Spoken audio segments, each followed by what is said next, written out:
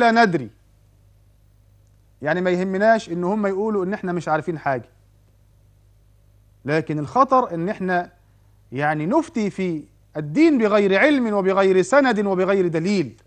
فهذا الرجل الذي يعني فتى بغير علم أفتى بغير علم فقال لن يقبل الله منك توبة، فكان جزاؤه أن قتل،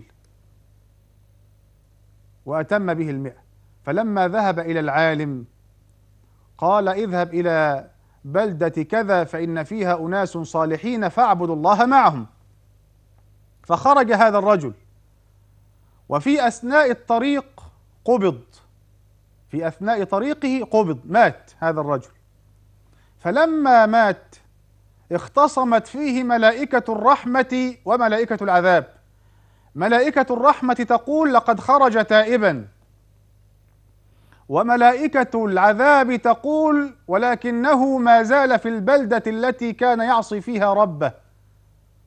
فأوحى الله إلى الملائكة ملكا يحكم بينهم، قال لهم قيسوا بين البلدين، فإن كان إلى أيهما أقرب فهو من أهله. قيسوا بين البلدين، إن كان لسه في حدود بلد المعصية التي قتل فيها 100 فهو من أهل النار، وإن كان قد دخل في حدود البلد التي ذهب ليطيع فيها ربه ويعبد الله فيها فهو من أهل الجنة. فالملائكة انشغلت وأصبحوا يقيسون بين الأرضين، وهم ينشغلون والله سبحانه وتعالى يدبر، ويدبر أمرا لم تشعر به الملائكة. هذا الرجل أيها الأخ الحبيب وأيتها الأخت المشاهدة ما زال لم يخرج بعد من الأرض التي قتل فيها 100 على الحدود، ما زال لم يخرج منها بشبر. فأوحى الله سبحانه وتعالى إلى الأرض التي كان يعصي فيها ربه أن تباعدي، وأوحى إلى الأرض التي خرج إليها ليعبد فيها ربه أن اقتربي، فاقتربت، والأخرى تباعدت، فوجدوا أنه قريب من أرض الطاعة بشبر واحد. لا إله إلا الله. تخيل أن الله يفعل هذا بمن؟ بقاتل 100. بقاتل 100 يأمر البلدة أن تتحرك وتقترب، ويأمر الأخرى أن تتحرك وتبتعد.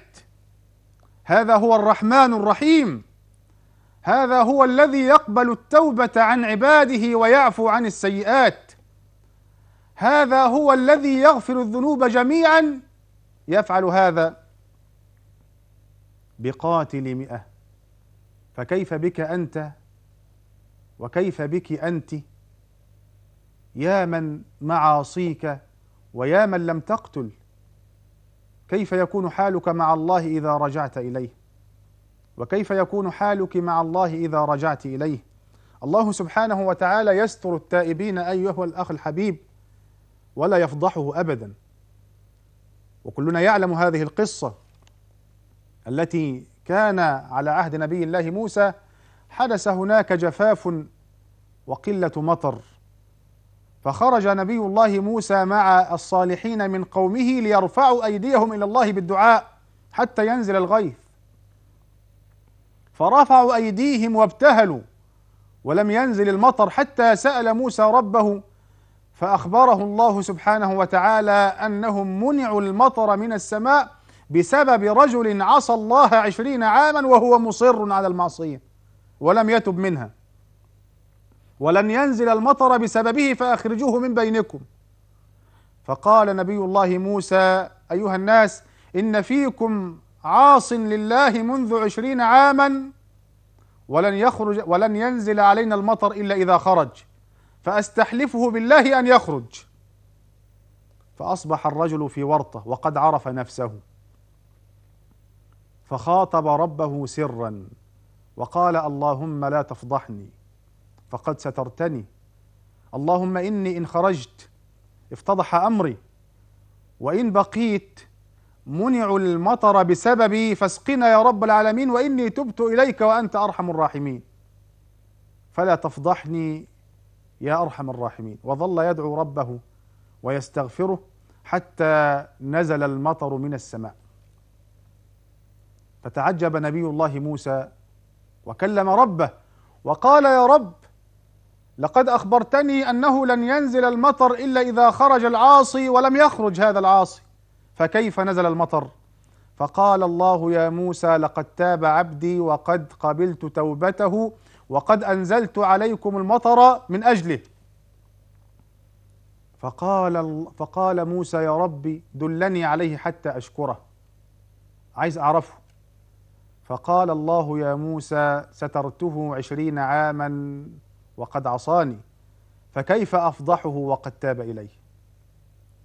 سترته 20 عاما وقد عصاني، فكيف أفضحه وهو التائب إليه؟ انظر أخي الحبيب إلى ستر الله سبحانه وتعالى، انظر إلى رحمة الله سبحانه وتعالى، انظر إلى مغفرة الله سبحانه وتعالى. يا ابن آدم أذكرك وتنساني وأسترك ولا تخشاني. لو أمرت الأرض لابتلعتك في حينها، ولو أمرت البحار لأغرقتك في معينها، ولكني أؤخرك إلى وقت أقدته وإلى أجل أجلته، ولا بد لكل نفس من المرور علي ومن الوقوف بين يدي.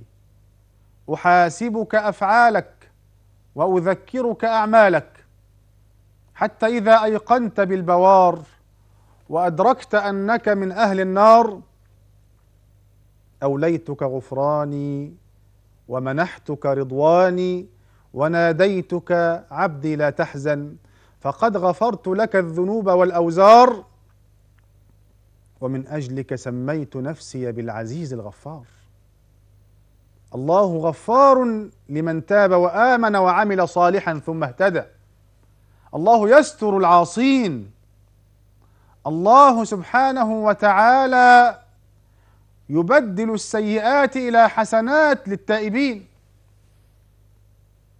وهذا من عظيم كرمه سبحانه وتعالى، الذي يقول في كتابه العزيز بسم الله الرحمن الرحيم: أعوذ بالله من الشيطان الرجيم: والذين لا يدعون مع الله إلها آخر ولا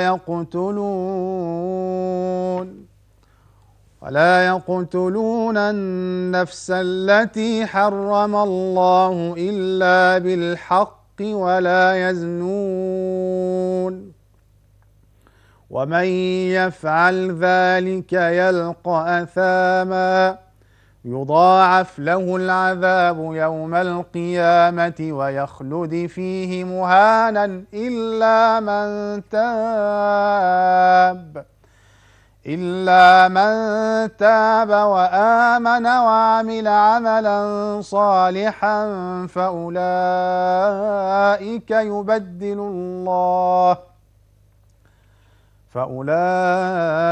يبدل الله سيئاتهم حسنات وكان الله غفورا رحيما. الله يبدل السيئات إلى حسنات أيها العاصي، الله يبدل السيئات إلى حسنات أيتها العاصية. فعلينا أيها الإخوة الأحباب، وقد مر بنا الوقت سريعا، أن نتوب إلى الله سبحانه وتعالى من هذه الليلة وفي هذه اللحظة، أن نرجع إليه سبحانه وتعالى حتى لا نندم بعد ذلك، فإن باب الله سبحانه وتعالى مفتوح أمام عباده، وهو الذي يقول في الحديث: يا ابن آدم إذا أذنبت ذنبا فلا تستحي أن تعود إلي ثانية، وإذا أذنبت ثانيا فلا يمنعك حياؤك أن تعود إلي ثالثا ورابعا، فأنا الكريم الذي لا أبخل، وأنا الحليم الذي لا أعجل، من الذي أتى إلى بابنا فطردناه؟ من الذي لجأ إلينا فرددناه؟ من الذي استقال من ذنوبه فما أقلناه؟ أنا الذي أغفر الذنوب، وأنا الذي أستر العيوب، وأنا الرحمن علام الغيوب. أحبتي الكرام، وللحديث بقية إن كان في العمر بقية. نسأل الله سبحانه وتعالى في هذه اللحظات الطيبة أن يغفر لنا ذنوبنا وإسرافنا في أمرنا، وأن يثبت أقدامنا، وأن ينصرنا على أعدائنا. اللهم ارحمنا فإنك بنا راحم، ولا تعذبنا فأنت علينا قادر، والطف بنا يا مولانا فيما جرت به المقادير. لا تدع لنا في هذه اللحظات المباركة ذنبا إلا غفرته، ولا هما إلا فرجته، ولا عيبا إلا سترته، ولا مريضا إلا شفيته. اللهم اشف مرضانا يا رب العالمين، اللهم اشف مرضانا وارحم موتانا واستر على ولايانا، ولا تخيب رجاءنا، ولا تجعل مصيبتنا في ديننا، ولا تجعل الدنيا أكبر همنا ولا مبلغ علمنا يا رب العالمين. اللهم إنا نسألك رضاك والجنة، ونعوذ بك من سخطك والنار. اللهم إنا نسألك الهدى والتقى والعفاف والغنى. اللهم ارحمنا فإنك بنا راحم، ولا تعذبنا فأنت علينا قادر، والطف بنا يا مولانا فيما جرت به المقادير. أقول قولي هذا وأستغفر الله العلي العظيم لي ولكم، وعلى أمل اللقاء إن شاء الله في الأسبوع القادم. نسأل الله سبحانه وتعالى أن يجعلنا ممن يستمعون القول فيتبعون أحسنه. والسلام عليكم ورحمة الله وبركاته. في هدأة ليل ونهار نتلو القرآن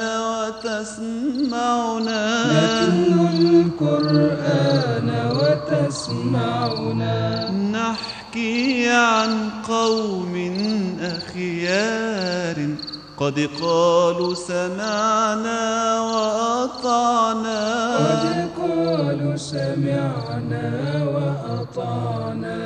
نتلو في السر وفي الجهر نأخذ موعظة للعمر وإذا ما نصدع بالقول سنقول سمعنا وأطعنا